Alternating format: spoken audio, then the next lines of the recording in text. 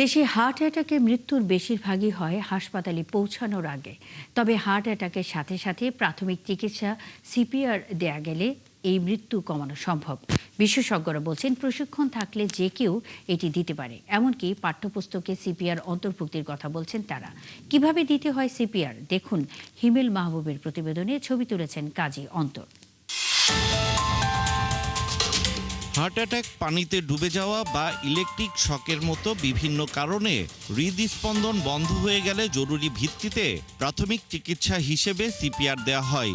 তবে তা নিশ্চিত হতে হবে যত দ্রুত সম্ভব, কারণ তখন প্রতিটি সেকেন্ড রোগীর জীবনের জন্য অত্যন্ত গুরুত্বপূর্ণ।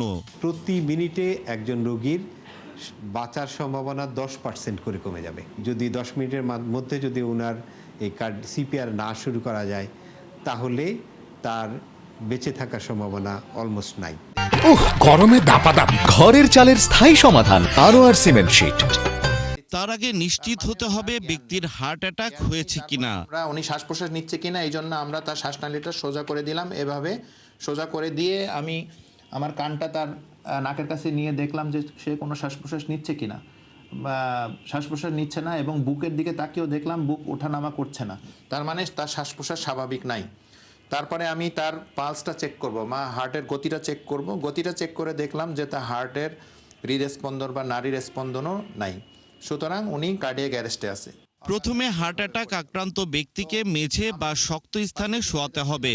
সাহায্যের জন্য মানুষ ডাকতে হবে, হাসপাতালে নেওয়ার জন্য ব্যবস্থা নিতে হবে। তবে সবই করতে হবে একসাথে। এরপর ব্যক্তির এক পাশে বসে এক হাতের তালুকে বুকের মাঝ বরাবর রাখতে হবে। আমরা এই হাতের এই তালু দিয়ে বুকের উপরে সজোরে চাপ দিব। এরপরে একটা হাতের সাথে হাত ইন্টারলক করব, করে এই বুকের মাঝখানে আমরা এভাবে নামালাম। নামিয়ে আমরা 1 2 3 হাতের কোনোই ভাঁজ না করে সোজাভাবে বুকের উপর চাপ দিতে হবে। 29 30 এই আমার কম্প্রেশন এক সাইকেল দেওয়া হলো। দেওয়ার পরে আমাকে এখন ব্রিদিং দিতে হবে মুখের সাথে মুখ লাগাবো, লাগায় দিয়ে দেখবো, আমি শুনবো যে সে শ্বাস প্রশ্বাস নিচ্ছে কিনা। নিচ্ছে না, আবারও দিচ্ছি, এরকম 2 বার শ্বাস দিব।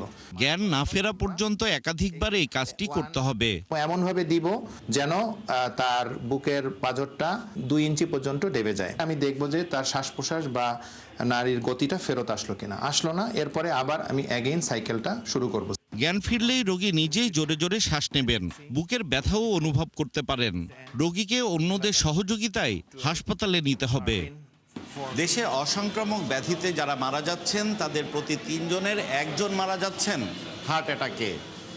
সিপিআরের মতো গুরুত্বপূর্ণ জীবন রক্ষাকারী পদ্ধতি যদি মানুষের মধ্যে ছড়িয়ে দেওয়া যায়, তাহলে এই অনাকাঙ্ক্ষিত মৃত্যু এড়ানো সম্ভব বলে মনে করেন বিশেষজ্ঞরা। আর এই জন্য স্কুল কলেজের পাঠ্যপুস্তকে সিপিআর বিষয়টি অন্তর্ভুক্ত করার দাবি তাদের। হিমেল মাহবুব, 71, ঢাকা।